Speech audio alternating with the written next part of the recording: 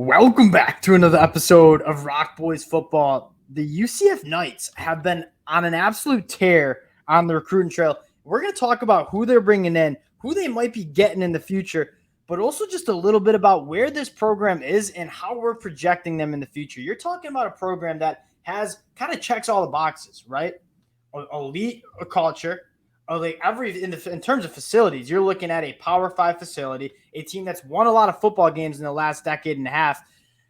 When you take a look at where they're going to be in the Big 12 and what this program can become as a Power 5 team, if you're a UCF fan, you have to be absolutely thrilled about where this program is going. You got one of the best coaches in the country to lead you into a Power 5 conference in Gus Malzahn. Now, before we get into talking about the commitments, talking about where this program can be, just want to say thank you to you guys. The support you guys have shown has been absolutely awesome. Over 6,000 subscribers on the channel is truly an incredible number, and that's thanks to you guys rocking with the fellas. So if you do enjoy the content, consider subscribing to the channel. Dill, I'm going to kick this one off to you. We'll get into Waltclaire Flynn Jr., Qua Birdsong committing to UCF, but I want to talk a little bit more about where this UCF program is going under Coach Gus Malzahn heading into the Big 12 here. I mean, that's the exciting part. Like, honestly, if you respect college football culture and fan culture, you're like happy for the UCF Knight fans. I mean, that is a fan base that has been riding with this program.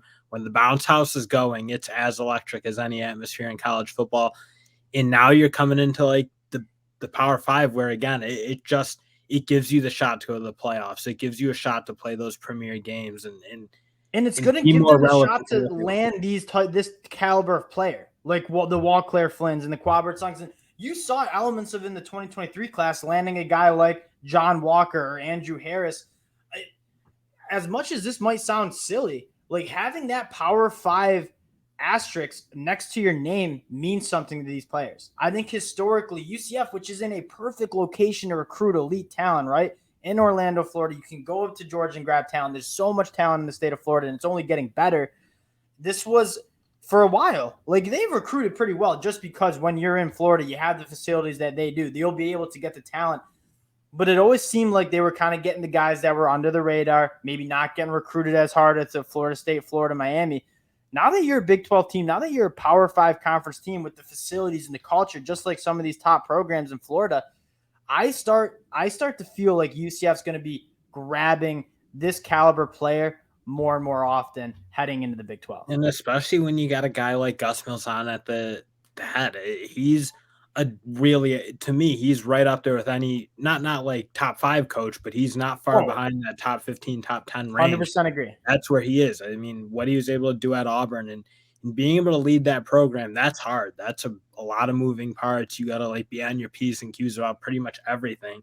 So he's got the experience. He knows what it's like to be in the Power 5 and what he's got to do with the boosters and donors and galvanizing the support, which has always frankly been there for UCF. He's the perfect guy to do it. He can recruit. He's got the relationships. I just think like this UCF program is as good of a spot as any who are entering the new Power 5 landscape with the conference realignments as there is. I agree. You look, especially in the Big 12, like it's hard to maybe name another team that's better positioned to kind of dominate in this Power 5 landscape than UCF, right? You have Houston and Cincinnati, BYU. Like those are all quality football programs. UCF, I think, is positioned in kind of a unique way where they check all the boxes of a Power 5 program, facilities, culture, winning program, and now you add coach. Yeah, they got it all. They have it all, and now you are a Power 5 team. I think you're starting to see guys like a Waltclaire Flynn Jr., like a Qua Birdsong, like a Stacey Gage, who is being recruited very hard by the Florida Gators, Miami, and Florida State. You win those recruiting battles.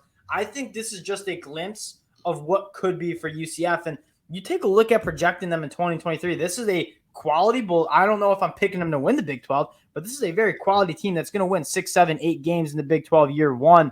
And you take a look at how they could finish the 2024 class and what this 2025 class could look like with a UCF team that is one of the better Power 5 teams. The sky's the limit. You noted like competing for national championships. I think this puts them in a position where they can recruit the talent to bang and be a top bona fide top 15, top 10 team, which we've already seen. But now they're going to have the talent to really do that consistently. And just you don't have to deal with the like anti-group of five bias, and that was Exactly. always there. It's like that UCF team, and whatever year Scott Frost really had them rolling when they were undefeated. Like, obviously, if you're in a Power Five team, you're in the playoffs. You're getting more respect, and obviously, that's just part of it. Is when you don't get to play those premier games and get those premier wins against big schools, they just the bowl committee it won't kind of give you your And credit. like, I don't give a damn what that committee thinks of this UCF team. Really, I care more about what did these kids out of high school think of this UCF team. And I think there was a little bit of a bias there as well, where it's like, oh, you're gonna go to UCF. That's not Power Five. You're not really playing in those big games as if you would go to Miami, Florida State, Florida. Now it's like you're gonna have elite teams coming to your stadium. You're gonna be going to Texas Tech or TCU and playing in those big time Power Five college football games. I think that plays a massive role that I don't think people are seeing enough. Where it's like these guys are going to take a look at UCF and what they're doing with Space U and the spaceships. It's absolutely sick. Like it's a program that I think is going to be able to acquire this talent. And if you're a UCF fan, like that's half the battle. It's just being able to recruit at a little bit of a higher level. They're positioned perfectly. They have the facilities, culture, coach.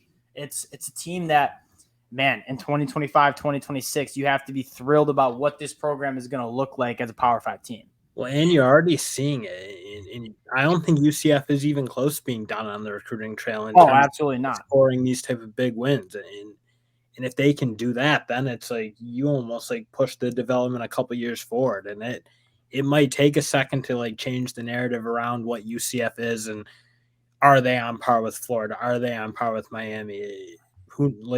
Right now, probably most recruits don't think that. But again, you start winning some games in the Big 12, you change that quick. But you also, when you start winning these kind of recruiting, we kind of talk about it a little bit with Colorado. Like when a guy like Kermani McClain commits to Colorado, it's like these recruits start seeing Colorado as more of a legit player. A guy like Waltclaire Flynn Jr., who had offers from Georgia, a plethora of SEC schools, Florida, Miami, 6'2", 305, one of the best interior offensive linemen in the country. He goes to UCF. He's bought in. Stacey Gage from St. Thomas Aquinas, another guy that elite caliber recruit that was wanted by a plethora of Power 5 teams. He chooses to go to UCF. And then now Qua Birdsong committing this morning, another guy that you take a look at the offer sheet, Miami, Notre Dame, Ole Miss, Arkansas, USC. He also buys into UCF. You're starting to see that kind of that buy-in play a role. And then you take a look at what this class could be, right? They only have 9 commits. Artavius Jones, a big-time Florida Gator guy. He's been on campus. Eddie Pierre-Louis, it sounds like UCF's trending for him. And then Kylan Fox, Waltclaire Flynn Jr.'s teammate at Grayson in Longville, Georgia, also trending to UCF. He's committing July 4th. This is I think it's starting to heat up as more and more of these top guys, these 4-star guys, these top 247 guys commit to UCF. I think that's just attraction building. And these young athletes are going to see, hey, there's something going on at UCF. I'm going to take a look at UCF and maybe even go there as well. Yeah, and that just feels like so much of what recruiting is. It's like you get Momentum. a couple of guys, you just build the momentum, and then you just do it and you run it up. And that seems like what UCF does. Like the last couple of weeks, Stacey Gage, massive. Eddie Pierre-Louis hopefully coming, and Kylan Fox coming July 4th. Like this is just getting started. It's like the spaceship. It's like they're just getting started. And this thing, like, so no pun intended, could be going to the moon for UCF. This is going to be a program that's going to be extremely fun to watch. You already have, out of your 9 commits, you have 3 guys in the top 400, bona fide 4-star dudes, a couple more 4-star dudes that are trending to UCF. If those start to fall, those dominoes start to fall, UCF puts together a good season in 2023 in the Big 12.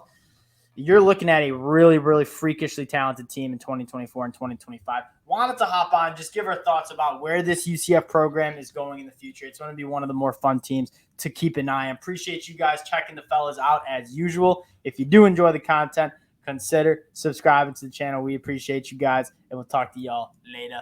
Peace.